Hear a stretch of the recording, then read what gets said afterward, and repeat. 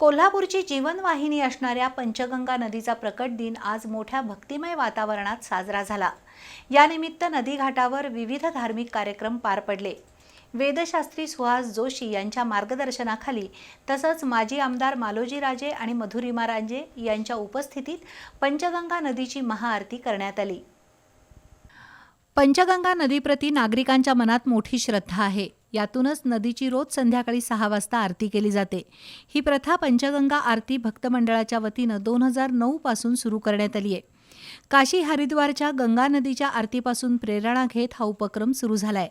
आज पंचगंगा नदीचा प्रकट दिन, यानिमित्त पंचगंगा नदीघाटावर मोठ्या उत्साहात धार्मिक कार्यक्रम पार पडले। माजी आमदार मालोजीराजे आणि मधुरिमाराजे यांच्या उपस्थितीत पंचगंगा नदीची महाआरती करण्यात आली।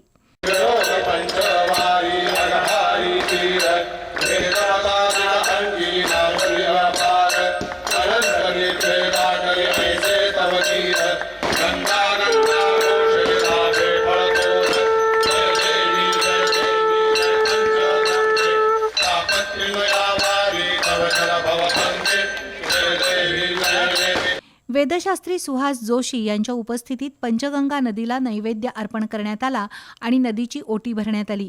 पंचगंगा नदीच्या प्रकट दिनानिमित्त फटाक्यांची आतषबाजी करण्यात आली। यावेळी नागरिक मोठ्या संख्येने उपस्थित होते।